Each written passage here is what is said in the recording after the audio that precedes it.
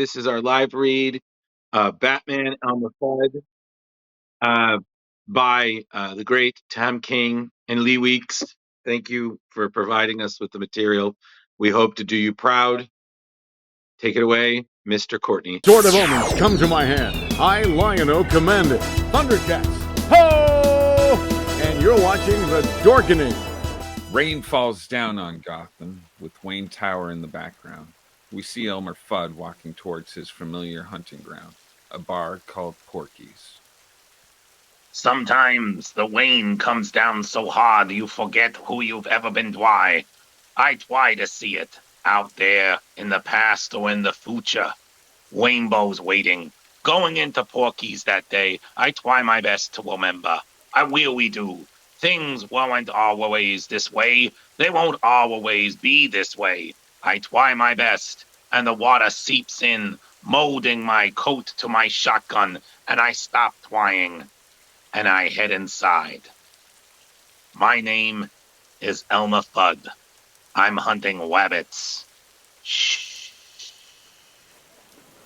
We see a lone carrot in a bowl. I watch him take his last carrot. We see someone with a fancy gold watch take the carrot. Of course he's calm, like he doesn't have a care. We see the character, aka Bugs, eating the carrot. What's up, Doc? We see Bugs sitting at the bar. Porky, the bartender that it's named after, is cleaning glasses, while the place is packed with its usual characters. Elmer stands there dripping while he narrates his thoughts. Bugs, the bunny, loves the game so much. He doesn't even mind dying in it. Bugs and Elmer acknowledge each other. Didn't expect to see you here. Bugs looks down at his beer. Didn't expect to be here. Think I took a wrong turn at Albuquerque. Elmer sits down at the bar next to Bugs while Porky continues to tend the bar. You seem to take a lot of wrong turns at Albuquerque. Elmer looks at Bugs menacingly as Bugs drinks his beer. Fudd, you ever been to Albuquerque? The bartender Porky pours a glass of carrot juice, possibly for Elmer. Nope. Both Elmer and Bugs sit there, a grim look on their faces. Yeah, me neither. Elmer and Bugs continue to talk while others play cards in the background. You're here to kill me? It's a bar. I'm here to drink. Just drink? Well, that and kill you. Bugs tries to make a case for his life to Elmer. What if I say I didn't do it? Well, all right. Did you do it? Sure I did. But what if is all I'm saying? Say what you want to say. It's a free country. Bring a shotgun? You think I'd come to a dance without a partner? Then it ain't free. Elmer and Bugs continue to talk as we see how packed and busy this bar really is. Everything's a joke to you. True. But they're all not funny. Hey, I got one for you, Bugs. Knock, knock. Who's there? I forgot. You want me to shoot you right here or in private? Bugs looks at Elmer as he goes to drink his beer. Can I tell you something? All I've done, never thought I'd catch it. Everyone catches it, Bugs. It ain't your fault. There's a bullet on the end of all our stories. Bugs thinking about the end. Yeah, I know. But who's out there saying the story's got to end? Elmer returns to narrate his thoughts as he finishes his drink and prepares to do what he came to Porky's in the first place. Bugs enjoys his last snack, and I drink my drink. And while we wait for what's coming, we wet the rest of the bar. Fill the silence. 3 individuals sit and listen to someone telling a story. So I say to her, Honey, I thought I saw a putty tat. A well-dressed version of Tweety Bird tells his story in one hand and holds his drink in the other. And she moves in that way. You know what I mean? I just go, I did see a putty tat. An individual holding a hell of a hand in cards. Hurry it up! Characters embodying Foghorn Leghorn and Yosemite Sam sit together playing cards. I say, boy, don't rush me. I got a worse hand than a blind dentist working on an alligator. Bet or don't bet, varmint.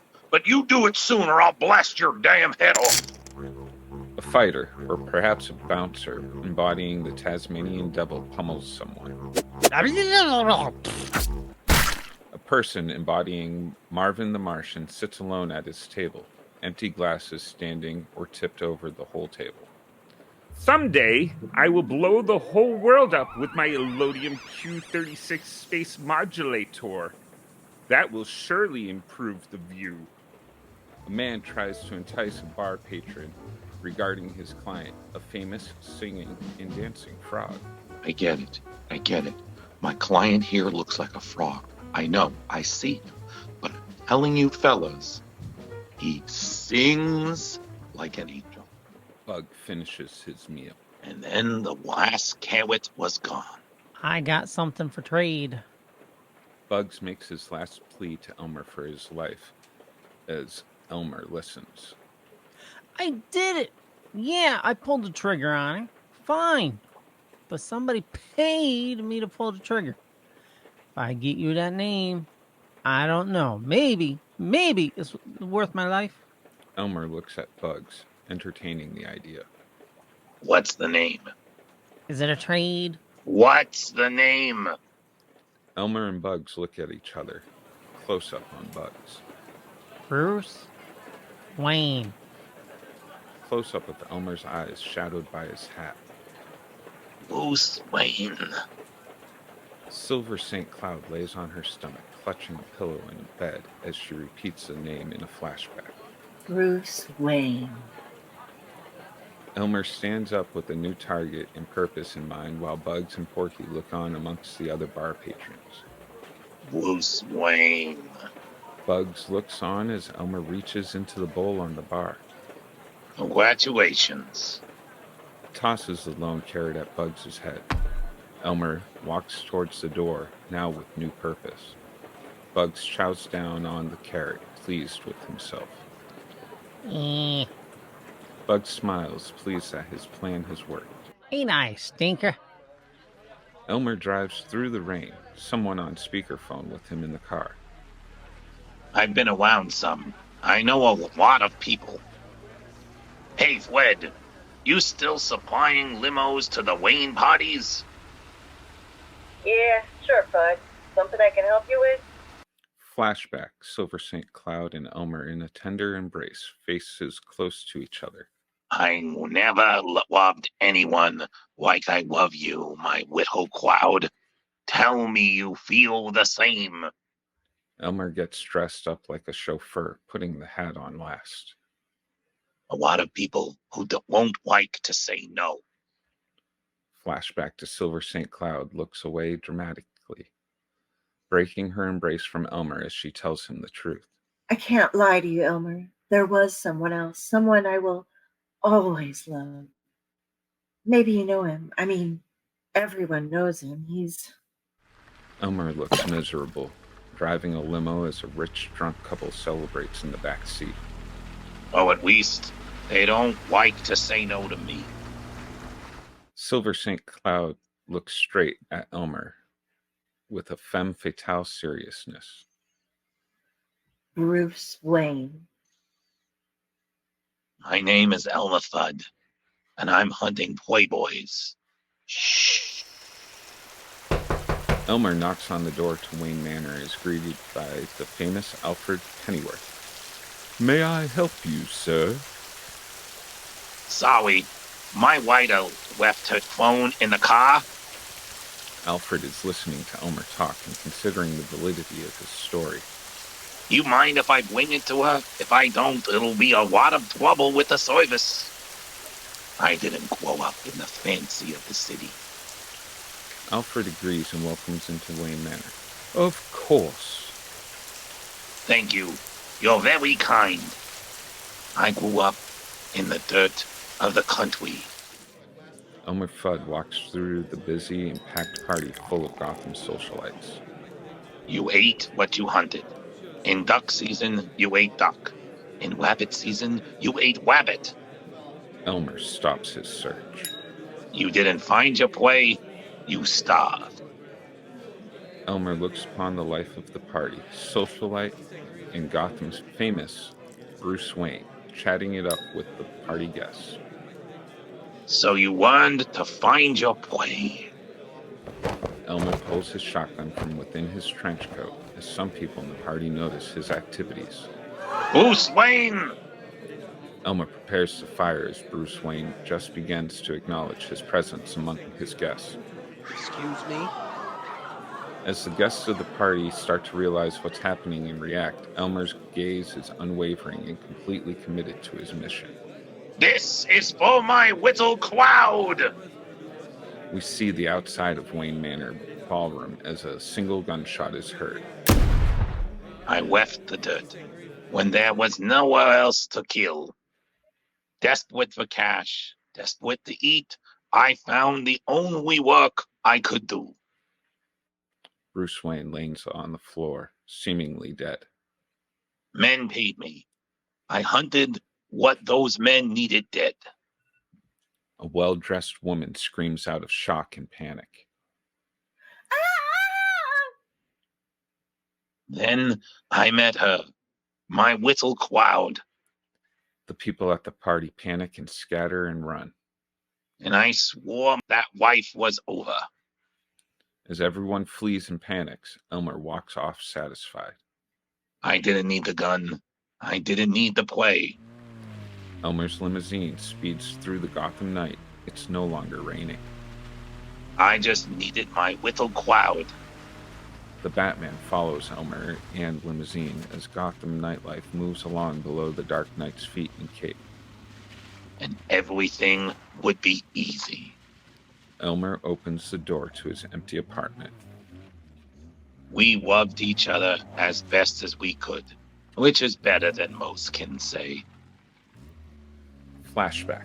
Silver St. Cloud and Elmer Fudd share a cute moment together. I love you, Elmer Fudd. I love you, Silver St. Cloud. Elmer removes his iconic hat as he is lost in thought and memory, his reflection in the mirror.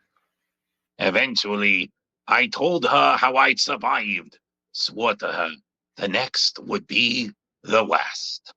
Flashback. Elmer finds puddles of blood with something distinct in the middle of them. Cloud! My little cloud! Elmer adjusts himself, almost looking like he thinks about removing his coat, but decides not to, still lost in memories. But when I came back from the next, only her blood had been left behind. That monster didn't even leave a body to be burned. Elmer picks up a blood-soaked carrot from the pools of Silver's blood. The rabbit! Elmer puts back on his hat as someone knocks on his door. Elmer reaches for a shotgun as he moves towards the door. Elmer opens the door slowly as it creaks. Standing there, armed, looking down an empty hallway, Elmer stands there, almost appearing like he's waiting as the Batman stands ominously behind him. Elmer stands there, his shotgun balanced on his right shoulder with the barrel pointed backwards, as we see the Batman approach via his shadow. Elmer, aware of his visitor, pulls the trigger. The shotgun fires, and Batman barely dodges the blast. Pow! Having turned around, Elmer fires again. Batman bending backwards to dodge yet another bullet. Batman tries to disarm Elmer, causing the third shot to go upwards. Elmer takes his shotgun in both hands and uses it to strike the Batman across the head.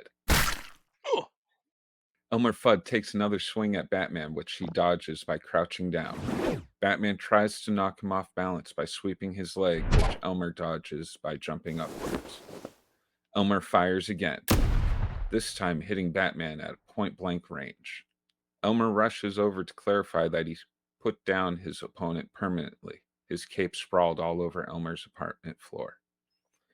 He was not as both of Batman's feet connect with Elmer's jaw, causing him to drop his gun and knock off his hat. Crack!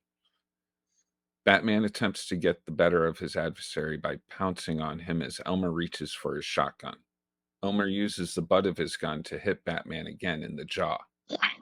Batman and Elmer Fudd stand looking at each other, both sizing the other up with clenched fists. Batman lays a punch on Fudd. Punch! Elmer appears to be stunned or confused, which appears to throw Batman off. Elmer lays a punch on Batman. Punch! Elmer and Batman face each other again. He deserved it, you know. Bruce Wayne, he deserved to die. Batman responds to his opponent's last statement. No one deserves to die. Elmer pauses to remember what happened to the woman he loved, which gives Batman pause. If you had known my darling Silver St. Cloud, you had seen what Bugs did to her. You would know some wives are worth keeping around. Batman is startled to hear a familiar name from his past. Silver? Silver St. Cloud? Batman grabs Elmer by his trench coat and pulls him close. What do you know about Silver St. Cloud? As Batman interrogates him, Elmer appears a little shocked, surprised, and terrified. I know she loved Bruce Wayne, and he loved her. And when he found out she was with me, he killed her. So I killed him. Batman contemplates what he is told. Batman is surprised by Elmer mimicking him back. We've returned outside of Porky's bar where it's raining again. I tell him about Bugs, about his queens. He said Bruce Wayne survived my attack, and he knows Bruce Wayne didn't hire anyone. Batman and Elmer stand outside the entrance in the rain together. I don't trust him, but I don't trust the bunny either. Elmer turns to the Bat. So we agree to put our differences to the side and find the truth. This is a hard place for hard men. They won't take kindly to your presence. Batman and Elmer stand again in the rain, ready to kick some ass. Good. My name is Elmer Fudd. He's Batman. Batman kicks the door open, literally. And we're hunting rabbits. Batman and Elmer Fudd stand at the entrance of Porky's with everyone looking at them. A who's who gallery of Looney Tunes characters as human beings, with Bugs the only one not looking directly at them. Yosemite Sam goes to confront them, armed with both guns, speaking primarily at Batman. Look, fella, we got a no varmint policy here at Porky's. As far as I know, that ain't nothing but a varmint. Batman hits him with one punch. Punch. We're here for Bugs. Batman continues to address the bar as he pushes Yosemite's likely unconscious body aside while he stands with Elmer. But if everyone wants to play... Elmer finishes his sentence as Batman clenches his fists tighter. We'll play with everyone. Foghorn is the second to make a move against Batman the Dark Knight, dodging his punch. I see! Batman hits him in the face with a downward punch. Yeah, what do you say? A bearded human incarnation of Sylvester the Cat leaps toward Elmer, clutching his shotgun backwards with both hands. Suffering succotash! Elmer stops him with the butt of his shotgun, hitting him square in his genitals. Elmer stands over him as Sylvester is in a fetal position, in absolute pain. Yeah, your succotash definitely seems to be suffering. Batman takes down Taz with a blow that's strong enough to knock over a table. Oh, shut up. Elmer presses hard enough on Tweety's hand to begin breaking it. Sorry, Tweety. I think you may have grabbed your last putty tat. Batman slams Marvin down on the hard surface. Don't worry, the cells at Arkham have a great view of Venus. Elmer stops the salesman by shoving the shotgun barrels in his mouth. Hello, my honey. Hello, my baby. Hello, my wagtime gal. Batman puts down the human incarnation of Daffy Duck with a single blow. You're despicable. Leaving behind a bunch of broken and unconscious bodies, Batman and Elmer move toward the lone man at the bar. Bugs looks back at both of them, holding a half-eaten carrot. What's up, Docs? Batman grabs Bugs with enough force to remove him from his seat, causing the carrot to fall towards the bar. Bugs? We see the unfinished carrot sitting there in a pool of what is hopefully spilled beer. Why? Why did you do it? Why did you kill Silver St. Cloud? A slender female hand, wearing a silver watch, picks up the carrot. That's easy. She holds it in her hand the way some people hold a cigarette, almost a few inches away from her face. He did it. All three men look to the mystery woman at the bar, wearing a trench coat and a hat with a feather in it. All three of them know her. Because I asked him to do it. Most women come and weave, and you can go on with your life. You wake up, you do your job, you go to sleep. Everything isn't great, but it's as great as it can be. Elmer, Batman, and Bugs are in various stages of shock and surprise. Silver St. Cloud? But then there's some women. Just some women. Silver St. Cloud reveals herself, holding Bugs' carrot. Hi, boys. And she was some woman. The three men watch Silver as she walks away from the bar and towards the door. When I dated Bruce, I discovered that every night he became dangerous. I left him because I didn't want any danger. She holds her umbrella against her shoulder as she gestures back towards the three of them, still staring at her. Then I found my little fuddy-duddy, safe, secure, until he told me he too was dangerous. She begins to open her umbrella as she's closer to the door, the three men still standing quietly. I wanted to leave. I didn't want you to follow. So I made nice with Bugs, and he helped me stage a little ruse. She opens her umbrella as the door is open, the Gotham night beckoning her forward. When Bugs asked me what to do if Fuddy ever came after him, I told him to call me and send Fuddy to Bruce Wayne. Silver looks back, all knowing and still beautiful, but now with a manipulative hint of deadliness. I figured the two of them had so much in common, they'd find something to do together. Batman breaks the group's silence. And now? I want her. We see Silver's back as she's walking through the doorway. Now, I leave. And you? All I want is her. Silver St. Cloud is gone. The door begins to close. Stay. And I watch her go. Batman, Elmer Fudd, and Bugs all stand alone and now having something in common. Leaving us behind.